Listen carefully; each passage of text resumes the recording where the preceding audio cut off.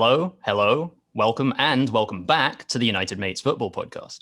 As ever, I am joined by my co-host Joe, and we are both very much looking forward to chatting with today's special guest. He's a North Londoner like Joe and I, but these days he's living on the west coast of America in Southern California, much like myself.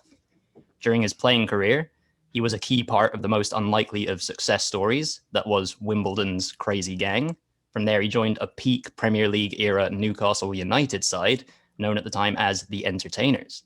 Today's guest also represented the Three Lions on the international scene too, and speaking of the Entertainers of the Toon, something must have stuck from his time up on Tyneside, because since hanging up his boots, you can currently find him bringing his expert analysis on the air as a personality to Fox Sports, where he covers all things, quote unquote, soccer. Today we'll call it football if we have to pick just one. We welcome Warren Barton to the United Mates Football Podcast. Warren, thank you for joining us. It is a real pleasure to have you with us. And how are you doing today? I'm doing very well. Thank you very much for having me on. I know it's been a difficult time for a lot of people, but yeah, just looking forward to it. And thank you very much for the intro. Very nice intro. Thank you. Cheers, Warren. Yeah, we're looking forward to getting into some conversation about your career and what you're up to these days. But Joe, of course, is on the call as well. Joe, what are you up to? I'm good, thanks. It's nearly the weekend now, which is exciting, and yeah, it's great to have you with us, Warren. And we always, when we have a guest, we always start with an icebreaker question. So we've recently noticed for you that you've had an interaction with Vinnie Jones on Twitter, I believe, and obviously Vinnie, like yourself, has had a career in, I guess, entertainment since his playing days, and he's carried his hard man persona into a lot of roles. But our icebreaker question for you is, and it might not be Vinny, but if you were basically to be in a good cop, bad cop television series, which footballer would you sort of have alongside you, and would it be a good cop or a bad cop? Great question. Good icebreaker. I think if it's good guy, bad guy, you've got to go with Vinny. You know, or he would be the good guy because he's generally one of the nicest people you'll meet going forward. And yes, he was driving around. Anyone that hasn't seen it in Los Angeles in his Bentley, so he's not done too bad for himself actually driving around. For someone that was working on a building site and people said he didn't have talent, he's done over 200 movies now in Los Angeles, and I still see him as a good friend of mine, and he's been great with my kids as well as they've grown up. And you know, he's gone through a tough time himself lately, obviously personally, but yeah, I think it would be him, or I might go with a David Ginola being another guy. With the police not maybe having the best reputation at the moment, we have to be careful in case I get a speeding ticket somewhere along the line on the 405 in Los Angeles. But someone like David would smooth over any problem what was going on. He's just as smooth as they come. So if I'm going to be stuck in a car for 12 hours, I think I'd like to be with someone either like Vinny, who could be entertaining, or David Ginola. I could just end up looking at him, and that'd be fine. So it's two good choices. I tell you what, I wouldn't want to be with Alan Shearer. 12 hours in the car with him, you get out there pretty sharpish. You know, you wouldn't want to be with him too much, just talking about himself. So yeah, no, I'd stick with either Vinny or David Ginola. Good question to start with, my fellas. Good question. Well, I'm glad you like it, and I'm glad you chose Ginola, because I'm a Spurs fan, and one of the first Spurs shirts I had Ginola on the back, so I fully approve of that choice. But I think if I was making myself as a bad cop, why not? I'd probably have Ben Davies at Spurs as a good cop, because he seems one of the nicest footballers going. So I think he'd do quite well as a good cop. But Kai, how about you? Who would be your fellow cop, I guess?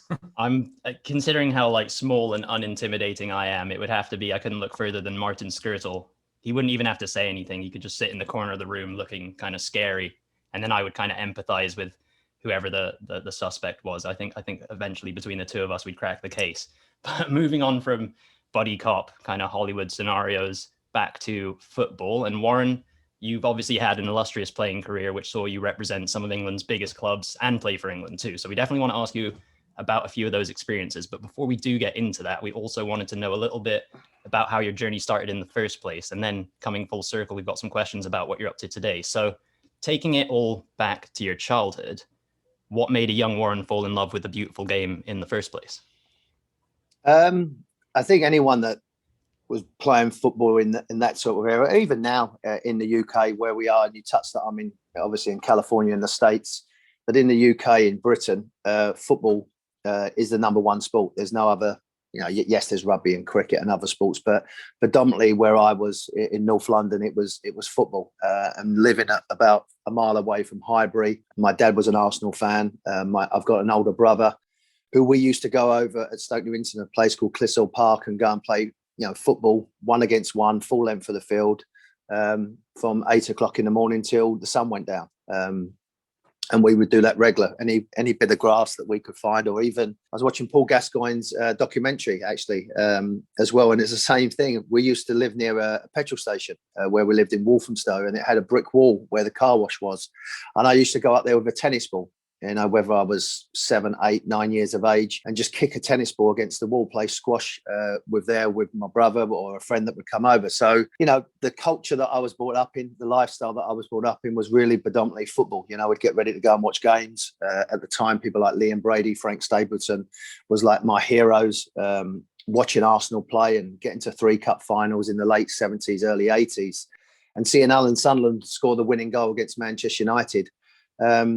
That makes you fall in love with the game. Remember your first World Cup. It's always the first type of thing. And, having an older brother that played for a local club where we lived when we moved a little bit further out of London, and then asking me to come along, it was just a natural progression for me to go and do. And like every kid at that time, and I hope every kid now, it was to play in a cup final like Alan Sunderland did, represent your country, like a Brian Robson, who was my hero as well, coming through as a younger player, and lucky enough to play against Brian and then be coached by him when Terry Venables with Euro 96. So, to be around people like that, to be near your heroes was a dream come true for a boy that was, as I said, born in North London, playing football like every kid there was, millions and millions of people having the dream to try and emulate and play in a cup final and represent your country. And, lucky enough, I was able to live my dream.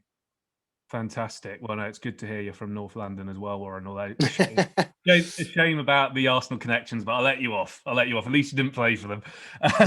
But so Warren, you've obviously you've lived in the States for a number of years now, with your punditry career and some other stuff that we'll talk about. But now that you've been over in the States for a while, does any part of you sort of wish that perhaps you'd moved a bit sooner, or maybe at the end of your career played in the MLS for a bit, or did the move to the United States come at a good time for you?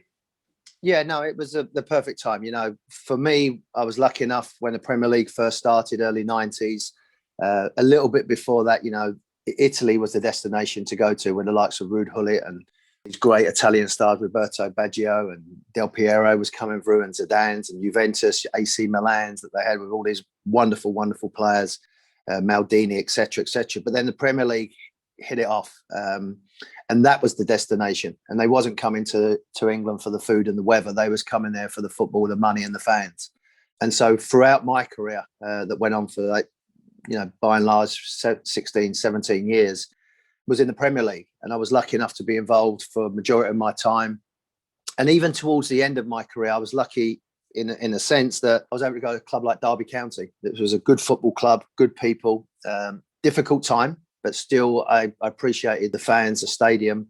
And then I got to like 35. I'd gone to Queen's Park Rangers for a few months with Ian Holloway, and he asked me, listen, Warren, I want you to keep running up and down the wings like you used to do when I used to play against you. I said, Ollie, you're crazy. I said, I'm 35 years of age. I said, I can't. And he went, well, that's what we know. And so that lasted about 3 months. I tried my best and tried to get fit, but my legs wasn't going as fast as they used to go when I was 21 years of age. So I explained that to Ollie, and as great as it was, we shook hands and moved on. And then I went back to Wimbledon, where for me, it all first started, AFC Wimbledon, and help out with them behind the scenes, people who was losing jobs. Stuart Murdoch, the coach, was in tears on the phone with me with what he was going through, the pressure. He didn't know where to turn. And I'd had a wealth of experience. I'd finished my coaching qualifications, and I went there to help. I was on £90 a week for the last 6 months at Wimbledon, and they moved up to MK Dons, and purely to go back. So the move to America was in 2008. I retired in 2005. I had 3 years of doing media for Sky predominantly, but then ITV for a World Cup, and BBC as well for different shows as well. But it was the right time for me to move to America. When I was playing, the opportunity wasn't there. And as I said, when I got to 35, I had no more to give. I'd given everything. I'd been told twice, you're too small. not going to make it. Then you play for arguably one of the most exciting teams in the world and play for some of the best managers in the world. So Bobby Robson, Venables, and then obviously Kevin Keegan and Kenny Dalglish, etc., etc. It was the right time for me to move on, and the opportunity to come over to America. Me and my wife, when we didn't have the kids, would come over here and loved it, whether it was Chicago, Los Angeles, San Francisco, Seattle. We'd come to loads of different places and really enjoyed the positivity, the energy, the people, the lifestyle, and obviously Southern California, the weather.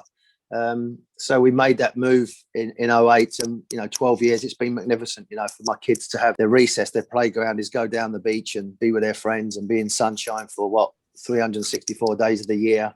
It is something that we made a change. Of course, I miss certain things about England. I miss my family, obviously, that goes without saying, but I miss football. I miss the intensity and the fact that it does mean something. You said you lived out here, and with football, or soccer, shall we call it, is that it's up against 4 predominantly other sports.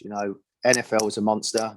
Major League Baseball in certain parts of the States is still predominantly strong, although that's changing with the younger people. NBA is through the roof with people like LeBron James that you have as great role models, and hockey to an extent in certain parts of the country.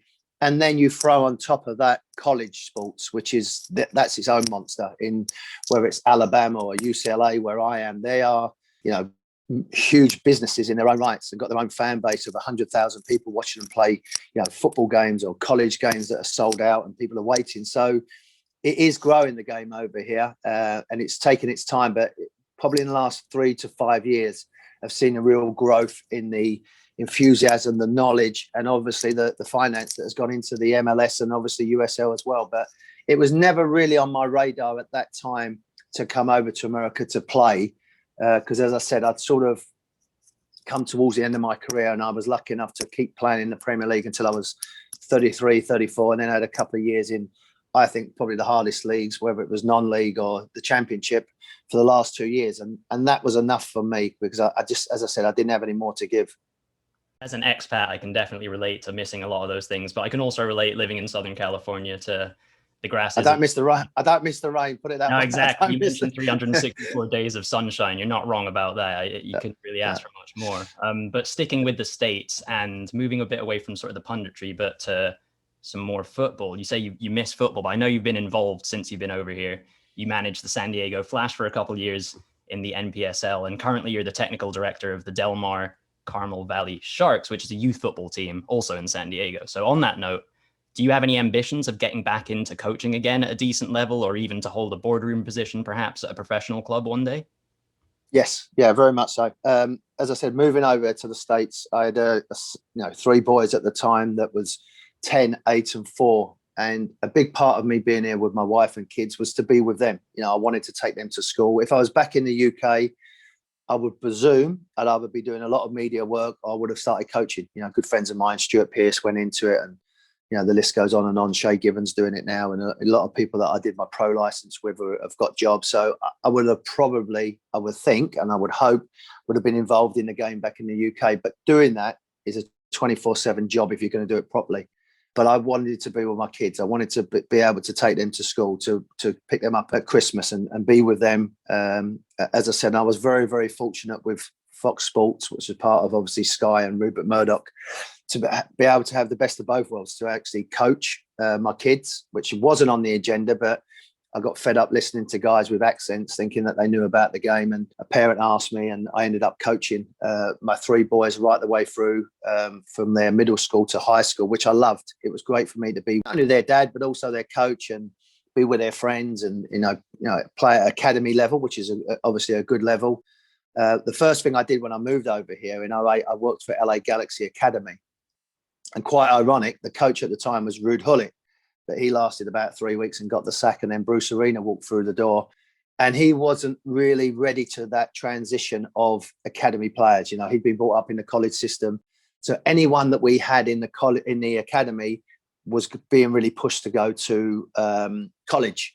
Again, that was a strange for me, because it was my culture to bring kids at 16, 17 to start training with the first team. And Bruce wasn't really part of that. And Dave Saracen as well, his assistant. They'd been brought up in that mentality. So it was great for me to understand what the culture is at that time. Again, saying it was like 2008, 2009, it's changed now. You know, people are coming from 16, 17. You've seen them from Dallas go off to Bayern Munich or going across to Celtic or to Ajax. So all these young players have coming through. So being involved in that academy setup was great. And then it allowed me, again, to be working with Fox Sports and whether it's been World Cups, you know, Champions League, Premier League, Bundesliga, we're doing League MX now. So it's given me a great Gold Cup. It's given me a real wide range of variety of different leagues, different teams, different style of football to watch. And coaching at the moment, I've still got my youngest son who's 16 years of age. And like with him, I wanted to get through high school, which is another year. And then he doesn't need me. You know, they don't need their dad to drop them off anywhere. They're ready to go into the world like I did with my eldest son, middle son. And now it's going to be my youngest son. So to answer your question, yeah, I would love to get into the game, the professional game. I'm trying to speak to people at USL, the commissioner there, and putting my name around MLS. I speak to people like Adrian Heath, who's at Minnesota, Peter Vermes, it's at Kansas. You know, just letting them know that that I'm around and I'm looking if they hear anything. So it's a waiting game, which is quite frustrating because I'm not the most patient person in the world. And I feel I've got so much to offer. You know, I feel that I've had, you know, a good playing career. But not only that, I studied 7 years to get my coaching qualifications, UEFA B, A, and ultimately the pro license. I've done some work with Brad Frieda with the national team at the U19s, seen them young players come through.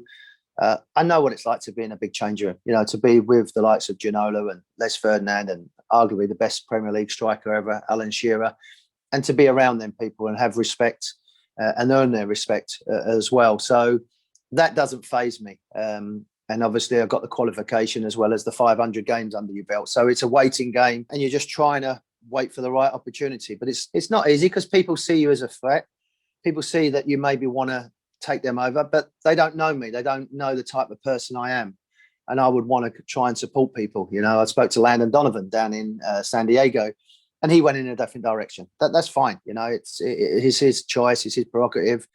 But I just feel I've got so much to give in the game. And, you know, I would like to play for me. You know, I look at what Sir Bobby Robson was, Kevin Keegan, Terry Venables, Ray Hartford, you know, all these wonderful coaches and good people that I've played under, as well as someone like Ruud Gullit, which was different. You know, Ruud's got great knowledge of the game, but his man management skills was poor.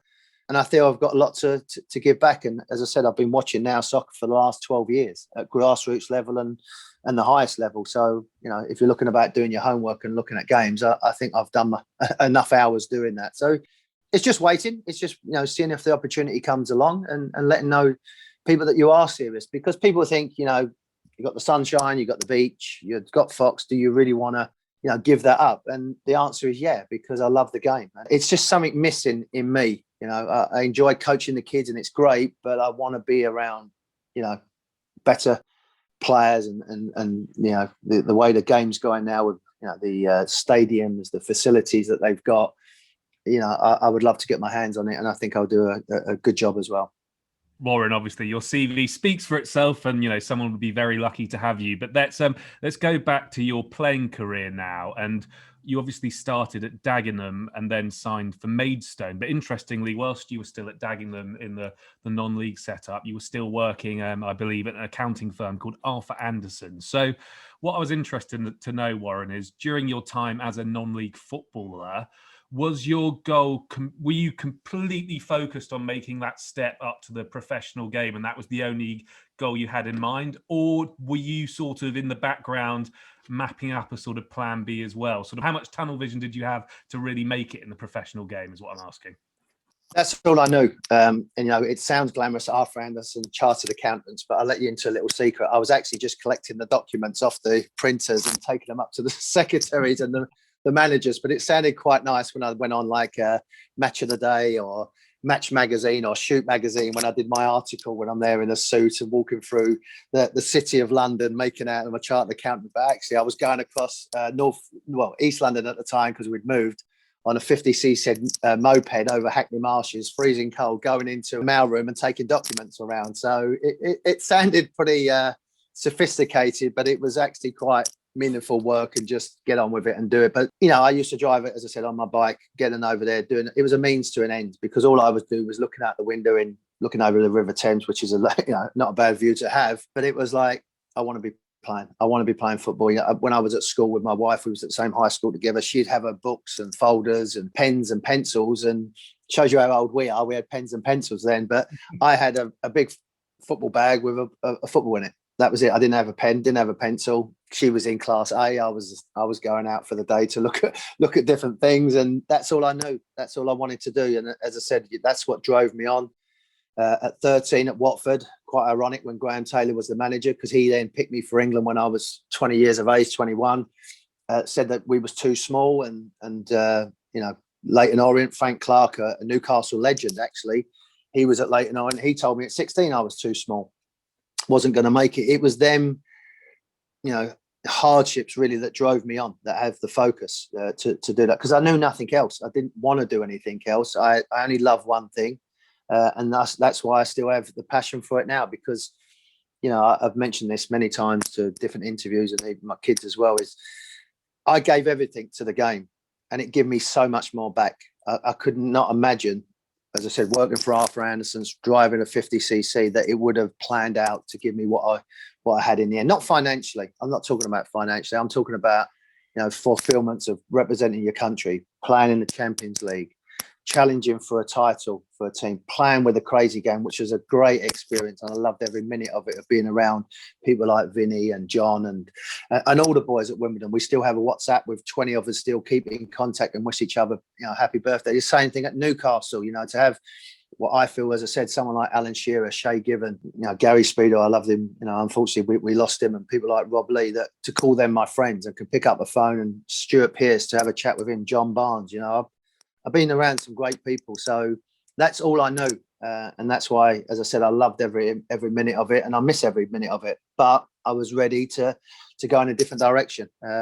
Would you ask me would I want to go back and do it? Of course, because it was a great time. It was really, really a lot of fun, and there's no way that I wanted to work in an office 9 till 5. Looking at a computer, that really wasn't for me. So I was lucky. I worked hard. I put the effort, commitment in, because that's all I knew. I'd go for runs at night when it was pouring down with rain, just because I wasn't the most talented. So I had to utilise what I had, and that was my body, and look after it and do the best I can. So it panned out all right in the end. I think Arthur Anderson's is not even there anymore, so I might have done okay. I might have put them down as well. But it was a fun thing, because it was a means to an end. But I was never ever going to keep picking up documents and taking to secretaries and then sending them out on the mail. So no, not for me. Fantastic. Well, like you said, it just shows the value of hard work, because you got that move from Dagenham to Maidstone, and then after a relatively short time at Maidstone, you impressed Wimbledon enough to snap you up, which obviously at the time Wimbledon were a massive team. They'd won the FA Cup pretty recently before you joined, a couple of seasons before, I think. But I guess you mentioned it a bit earlier. You said about the crazy gang.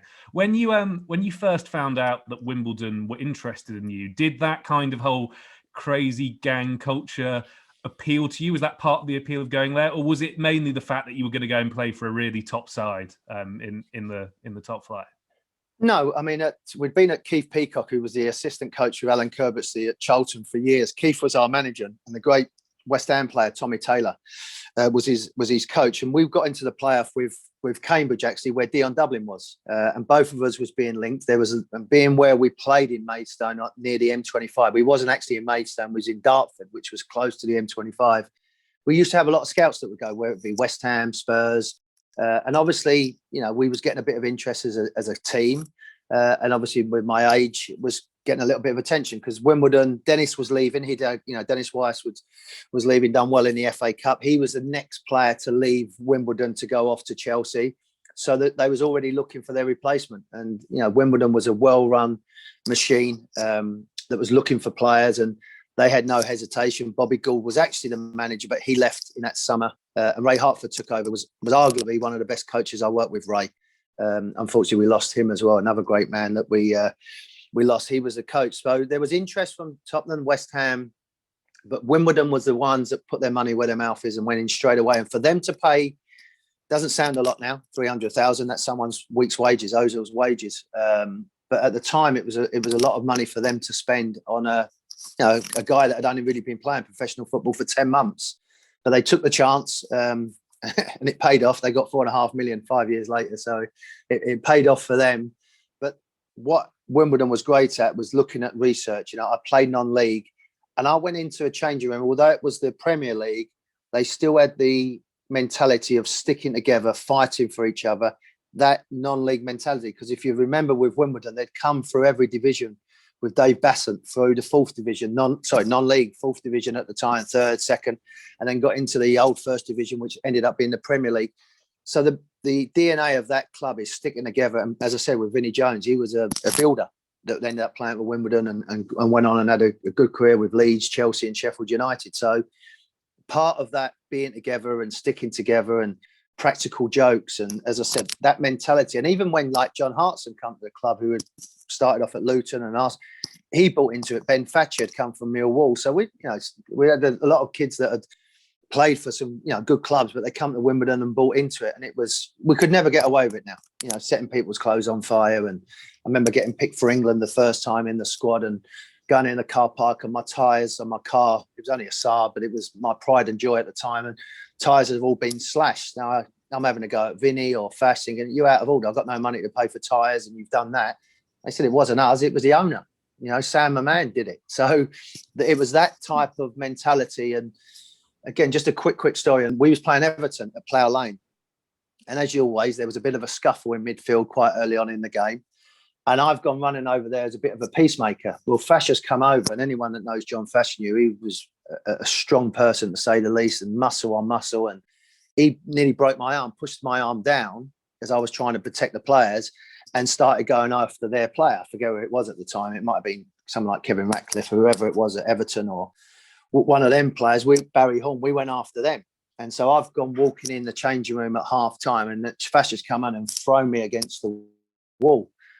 Ray, being Ray Hartford, just walked into the coach's office and left us to it. And Fash grabbed me around the neck and said, "Don't ever do that again." So I was, "What, Fash?" He went, it's us against them. That's the mentality. We ain't peacemakers. As soon as they start on one of us, they start on all of us. And I'd had that at Maidstone. I'd had that at Dagenham and Redbridge. For us to win a game, to get £5 non-league was a big deal for these painters, decorators, policemen. It was a big deal. We all stuck together and did what we needed to.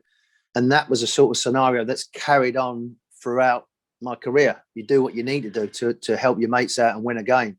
And Wimbledon was no different. Although, of course, we had better players, and the coaching, and some of the players that have played for Wimbledon have gone on and had really, really good careers. But it was that togetherness that carried them through non-league to get up to where they was. And that was part of the DNA of Wimbledon. And when the Norwegians come over, they didn't understand. They didn't get it. Just because they wore Wellington boots and, was a little bit different. They didn't understand what Wimbledon was about. And that's why, the players, and they were so successful that it was fun. But that was part of the culture. So from going from non-league to Wimbledon, although it was the Premier League and 4 divisions I jumped, it wasn't different so much in the mindset of being that family, and we're all in it together. And I enjoyed that. I really enjoyed that and thrived in that environment. It's interesting to hear that. I guess sort of deep down you were kind of the good Samaritan of the crazy gang, although John Fashanu clearly wasn't having it. But sort of moving back to, you mentioned the law firm and sort of assisting these lawyers from the mailroom, moving on to like football assists. When you were at Wimbledon, you moved from your traditional kind of right back position into midfield for a short amount of time, and sort of flourished on the assist end of things. So do you have a preference between playing as a right back or as a centre midfielder? Where did you feel more comfortable? And did you feel like maybe you had a bit more of a career as a central midfielder that you never got to explore? No, I was lucky enough. I mean, I feel my best position was a fullback. I was one of them at that time, early 90s. When I play against, say, Ryan Giggs or Lee Sharp, it was, I'm not going to defend. I'm going to take you the other way. I'm going to run and push you back. So, I'm not saying it, but the Cafu type of player, that he was that player that would get forward, and nowhere near his technique and ability. But our mindset was the same, is to push people back and try and take them.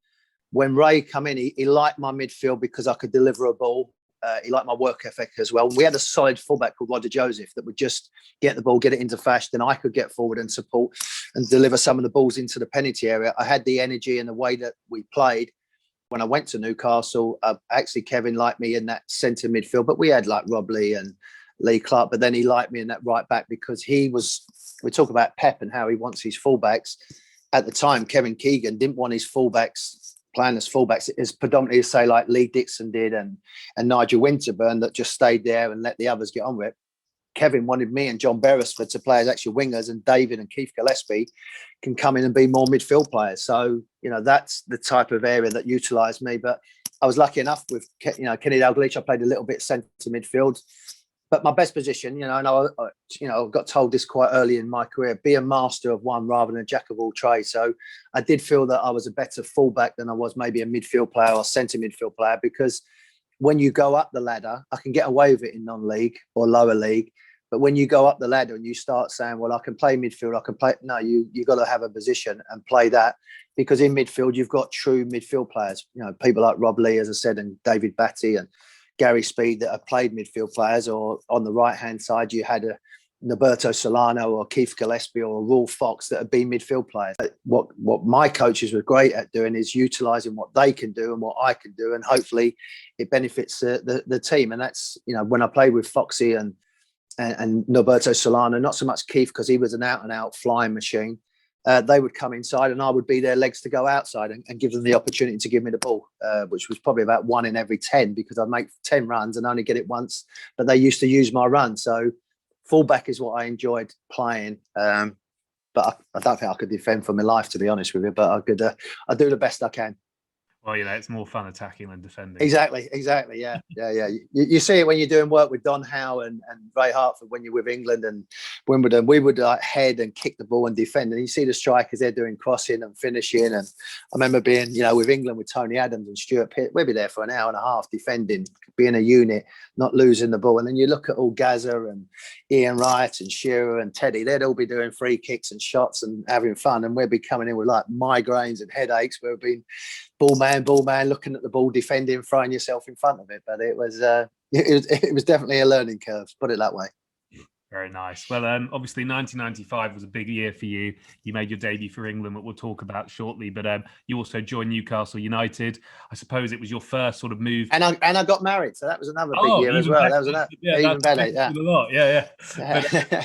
But yeah, I guess 95 was also the year you sort of moved away from the London area, moved up to Newcastle, and joined Kevin Keegan's Entertainers. I mean, one of the most iconic sides in Premier League history. So, I guess did moving to Newcastle, was that something you embraced, having sort of always lived close to London, and did that not really bother you moving up north?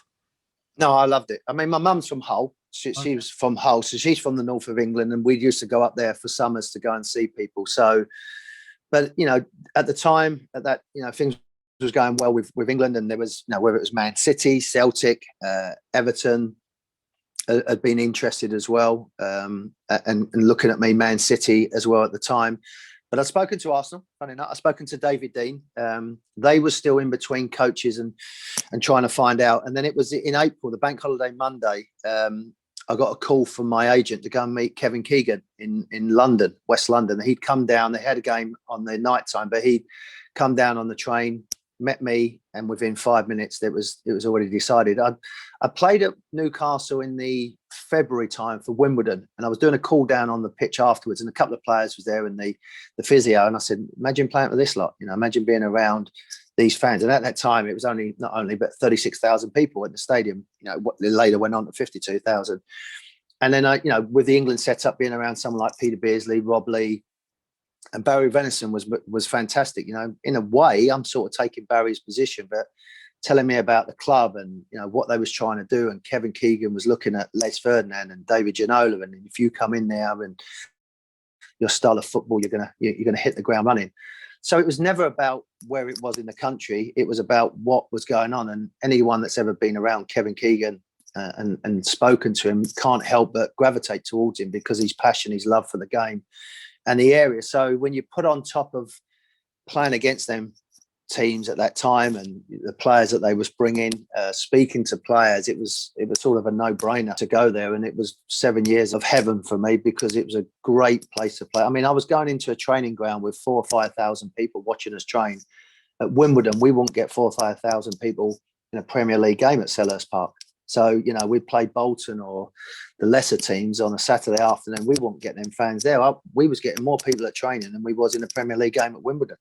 And then obviously the expectations, the city, the vibrance, people that would be passionate for the game. Some people it could suffocate. And I understand it. You go into a supermarket, you go into a petrol station and it's football, football, football. I went out for a Chinese meal with my wife on a Monday night. 3 hours later, we got three fellas talking to us about the game, the weekend. So, but you either embrace it or you get suffocated and you leave. And I'd never wanted to leave that place because I'd worked so hard to be at a club like that, to be involved with a team. For Wimbledon, it was being in the Premier League, being an established Premier League player. I've achieved that. Going to Newcastle was trying to win things and play in the Champions League, play in cup finals, represent your country, win a medal. That's what I wanted to do. We come so close a couple of times, and whether it's FA Cup finals or finishing twice in the league. But it was an exciting time to be with Kevin Keegan. Even, you have to research, but the old granddad collar shirts, the black and white shirts, or the colours they had. It was just an exciting time to be at a club. And we loved every minute of it. Again, not only Wimbledon have we got a WhatsApp, we've got the same with a load of the Newcastle boys as well. Whether I got Tino Asprilla, who his English is not good, my Spanish is not good, but me and Tino still communicate on social media. So, and David Ginola or whoever it may be, if we see each other, it was a special time for that 2 or 3 years that we was all together. Although we ended up having 7 years, and it got better obviously when Sir Bobby come along and we got back in the Champions League.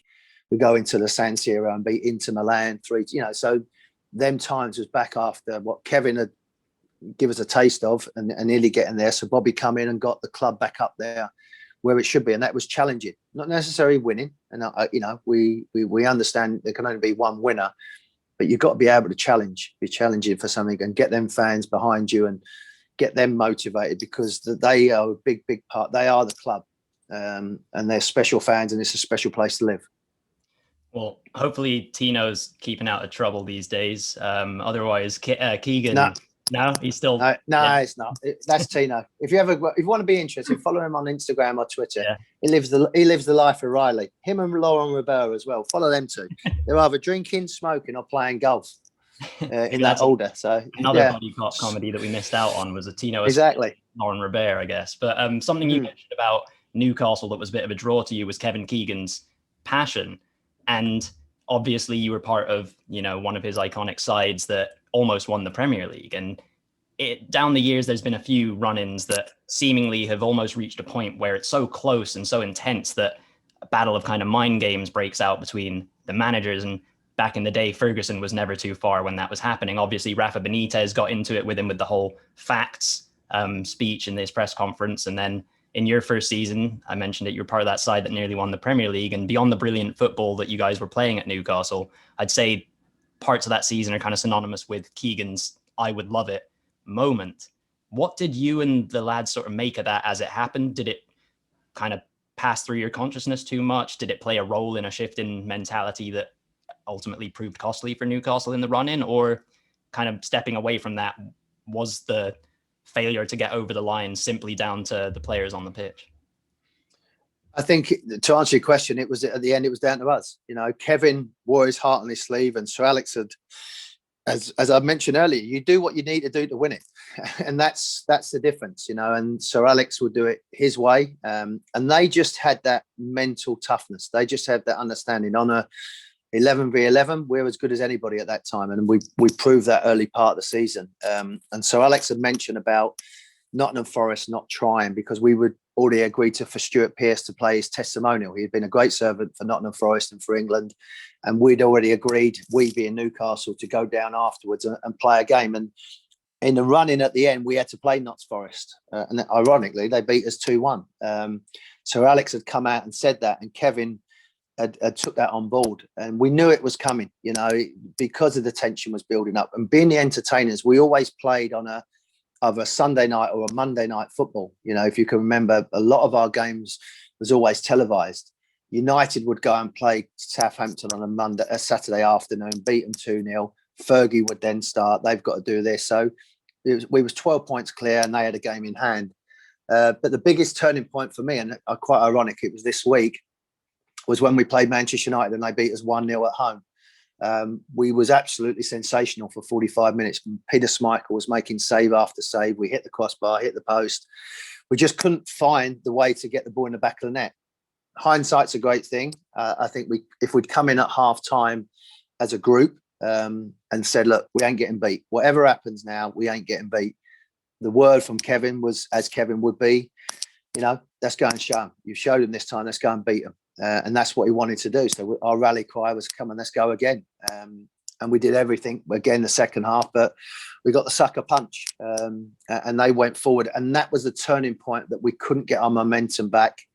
Fergie then had started saying his bit.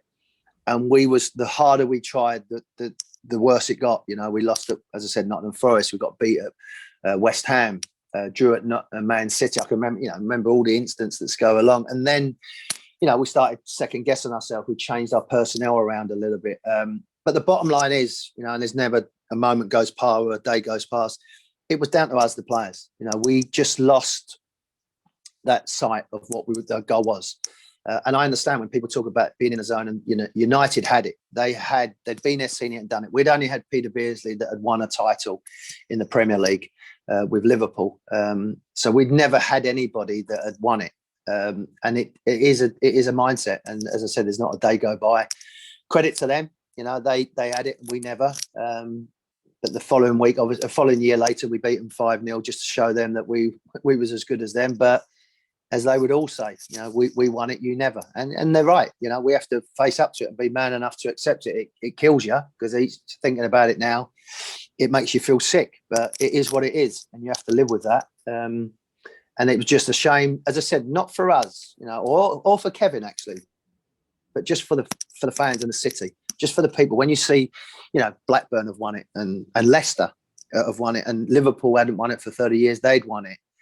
To have Newcastle up there, which we should have done, we obviously let them down. And as I said, it wasn't for us. It wasn't for David or Les or Peter Beardsley for us to have them. It was for the club and the city to have it. So it was a tough time afterwards.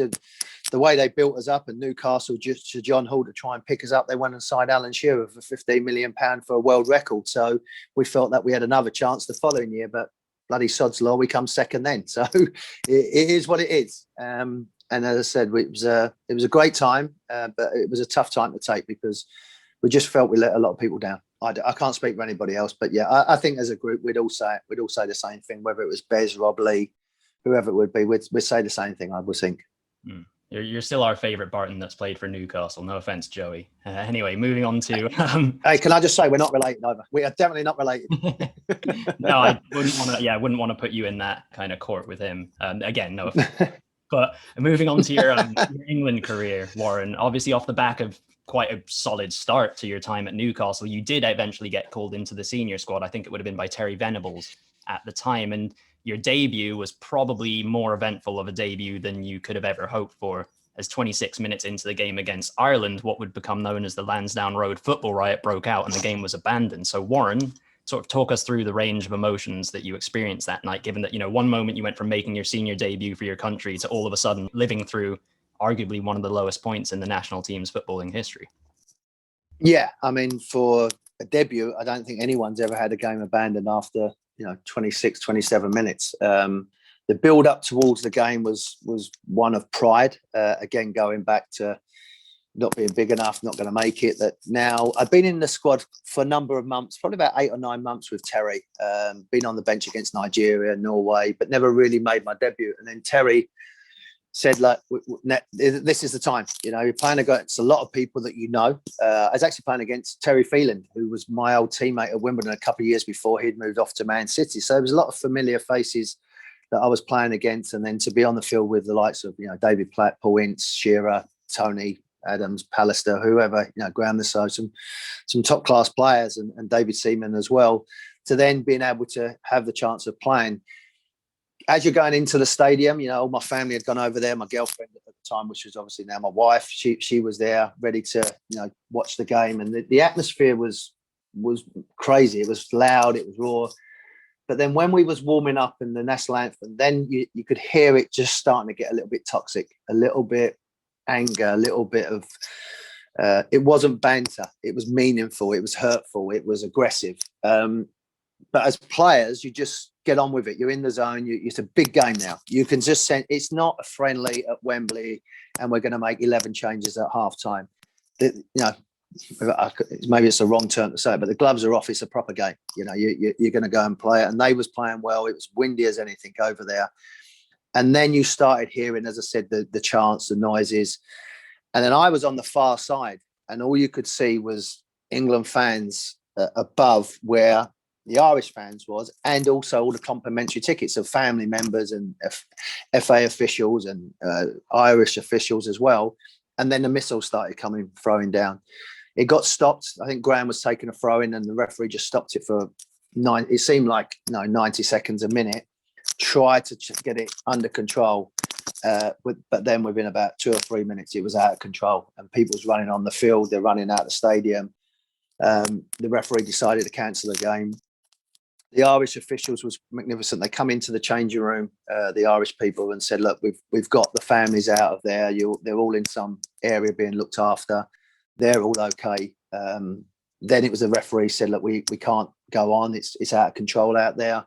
The players was brilliant. People like Paul Ince and David Platt, I never forget it. It probably doesn't mean a lot to them, but they come over and said, "Don't worry about it, son.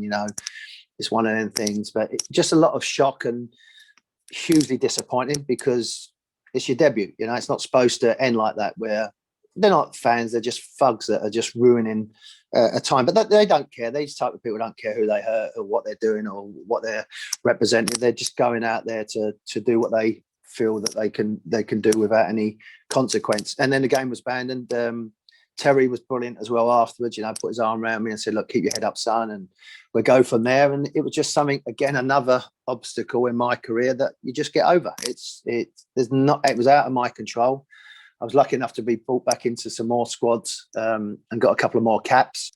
But it was a debut that I don't think has ever been achieved by anybody else. And it's not one actually that I want to really have representing me, but it was a real mix of emotions, because you go from immense pride of my country to wear the 3 lions means a lot to me. Other people maybe not so much, but to me it was a big deal to represent your country. To have that took away was devastating, and it took a bit wind out my sails. But Wimbledon being Wimbledon, they come back, the boys being the boys, tried to cheer me up. We had a night out, and then we go on to the next one. So it was just, looking back on it, it was a tough time. But as I said, the character is what I've been brought up on. So you just dust yourself down and keep going. Like you said, you bounced back a number of times in your career, and that was another time where it's a real shame it happened. But you did have a few other appearances for England too, which is great. But we're just before we finish, we're going to talk about the latter stages of your career. So after your time at Newcastle, you did end up at Derby, who were managed by John Gregory at the time, I believe. And I know you joined halfway through the season, and even though, there were a lot of very good players in that Derby team, they would ultimately get relegated that season. And I think the next season proved quite tough in the first division, I think at the time it was as well. So I guess given that on paper it was a good team, Warren, what do you think kind of went wrong for that Derby side? And I guess to a greater extent, ever since really they had that one season back in the Premier League, and it was obviously not a great year. Why do you think in, I guess, the 21st century, it's not really happened for Derby County?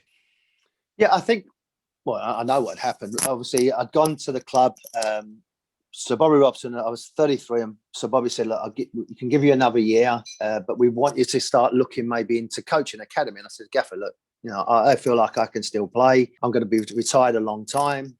Derby, John Gregory come in. The contract was signed within like 20 minutes. I went down to Derby. You're right. I looked at the players, young players like Chris Riggett, Danny Higginbottom, Malcolm Crispy, as well as like a Craig Burley, Matt Poom, Ravanelli that had scored goals in the Premier League. So I went there for a challenge, and it was a hell of a challenge. Little did I know behind the scenes, and I've been working in the PFA, the union, and been on the committee, and ultimately being the chairman for a couple of years, is that the wages and the money that was being spent to survive in the Premier League, very similar to what Leeds did. They'd overspent paying people wages, and from being a team that was 6 years in the Premier League and stability wise was run awfully behind the scenes, financially wise. You know, there was money being missing. It was people's computers in the office was being took back by PC World because they couldn't pay the finances. And I'm talking about the Monday after we got relegated.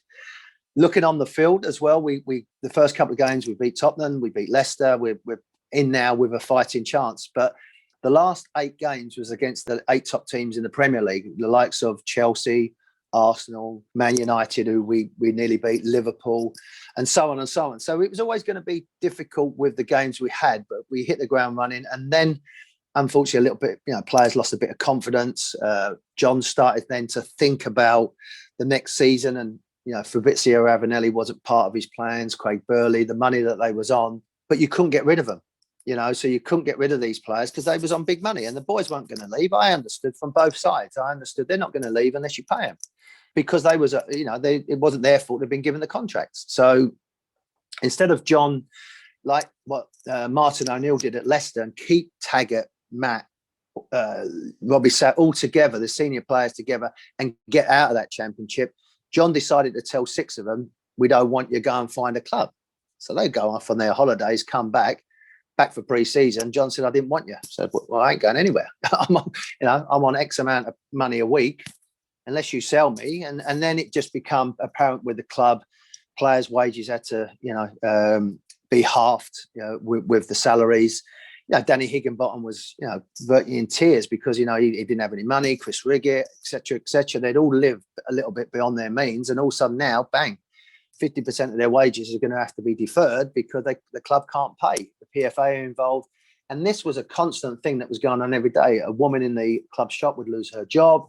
Her son would be like one of the academy players. And it was awful. It was really, really tough times at Derby. And then that's when the knock-on effects, and you see what happened to Leeds. It took them 13 years, and Derby have been the same. It's a wonderful football club, great fans, but the way it was run in that time was devastating because they was living beyond their means. And as soon as it went out of the Premier League, it got out of control, and people was losing jobs. They was getting fired. People had mortgages, and that had a knock-on effect. I wasn't leaving the training ground, and maybe I could have just got in my car and left it, but it's not my nature. I was there until 6 o'clock at night trying to help people out in the kitchen who I didn't even know, but trying to figure out how we can keep them in the club and, keep their wages, a little bit like what the pandemic's done to people, but this was a football club that had been 6 years in the Premier League, and Jim Smith had done a great job with them.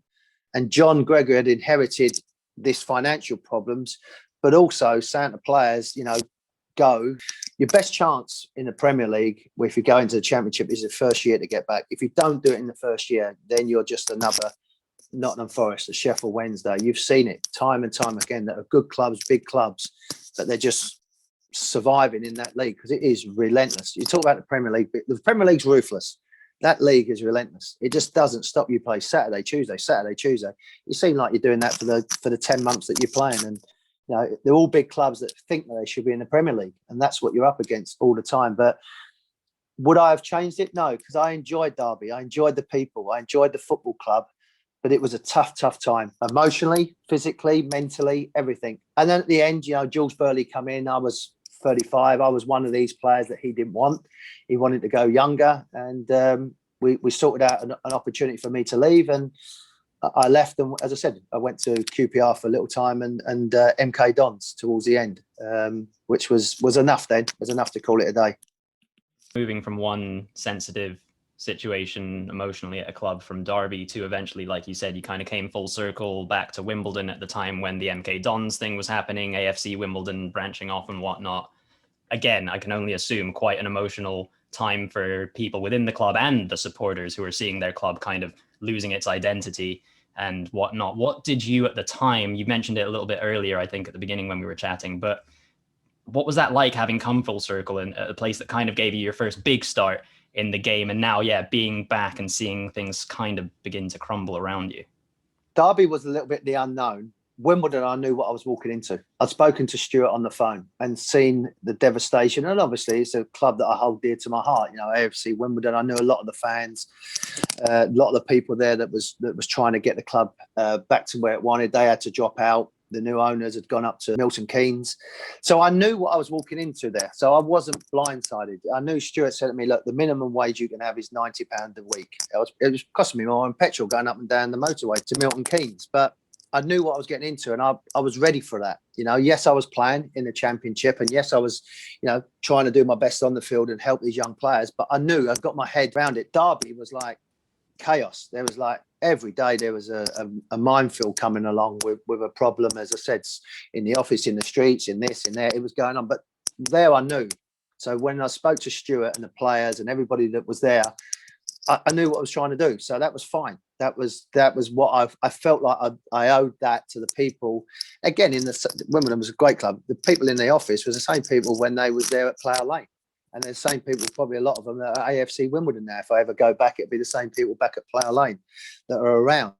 And so I wanted to go and help them. And I'd had my time. I'd had, with all due respect, I had my financial time. I'd had my time to go forward. It was now to step up and be supportive of people that had helped me throughout my career. So I wasn't blindsided with it. And I've sort of thrived in that, going into work every day, being upbeat, helping people out, rising to the challenge, rather than walking into Derby thinking, oh my goodness, what's going to happen today? Who's the next one that's going to come at me, going to be crying, and see if I can do something with the PFA, or speak to the club. Can you not just keep us on minimum hours a week and stuff like that?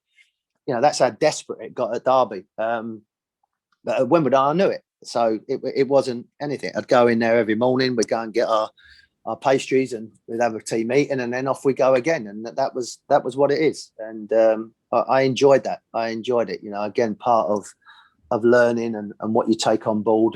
Because not everyone can be a Premiership lifestyle, and there's a lot that goes in it. That's why I love the game. I think with this time at the moment with the pandemic, grassroots football is important. Lower league teams are important.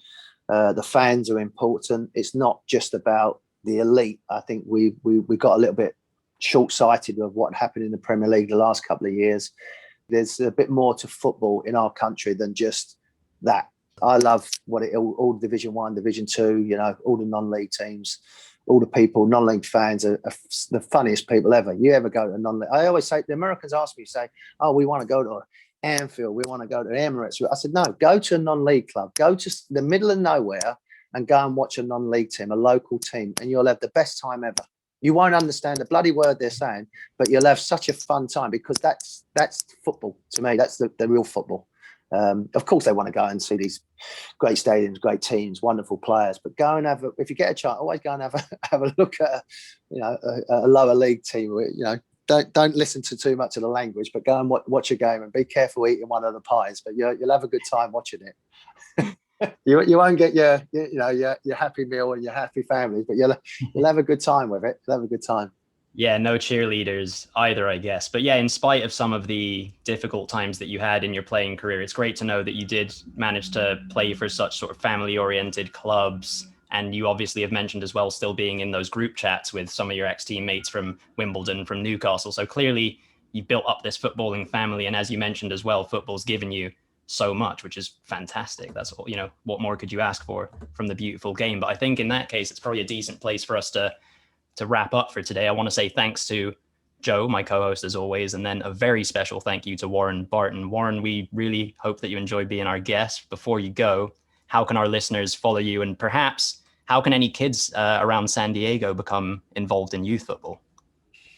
Well, I think, in San Diego, there's so many youth teams that are available. Obviously, you said with, where I live in North County of San Diego, Del Mar Sharks is a good program. It's got over 2,000 in a rec program as well. So it's not just elite competitive teams, which is me and a lady called Shannon McMillan, who won a World Cup for the US women's national team way back in the late 90s. So we work together on the boys and girls side, but there's a great rec program. Soccer is growing out in this country, rather than over the fields now, you see people throwing a football or playing baseball, they're playing soccer. And as I said, for myself, you said I was on Twitter, Warren Barton 2, and obviously on Instagram on Warren Barton 22. So if you want to get bored, follow me on Instagram. If you want to laugh, go on Twitter. So it's something that social media is part of it. I remember when people, at Fox said, you got to get on Twitter, you got a bit. I was like, no, I'm too old for that. But, it does. It catches. The other day I did it. I mean, this is how bored I was the other day. I spent 4.5 hours on my phone looking at social media. I mean, what on earth am I doing with my life? You know, any kids, I say to my kids, I said, how many hours you spent on your phone? And you're probably the same. You look at your phone, you think, oh my God, I spent 3 hours or 4 hours looking at what? Someone else's pictures. I mean, how ridiculous is that? But anyway, that's where you can follow me. And as I said, for anyone that wants to play this great game, boys or girls, you know, everybody knows in the States how big the women's game is, and that's growing across in our country as well, in the UK. But it's been a tough time for everybody, but there is a light at the end of the tunnel. And if it's anything to do by a podcast, an interview, just a chat, I think it's healthy for everybody to communicate rather than just putting your head in your phone. Yeah, look out for Warren on Twitter and Instagram. It doesn't sound like you'll catch him on TikTok anytime soon. On our side of things, however, if you enjoyed listening to this podcast and you'd like to hear some more, please do follow us on social media. On Twitter, Instagram, and Facebook, we are at United Mates FP. And then find us on YouTube, where you can put some faces to these voices. Just search for United Mates Football Podcast and hit that subscribe button. A big extra second time thanks again to Warren Barton. Until next time, everyone, take care of yourselves and take care of each other. Goodbye.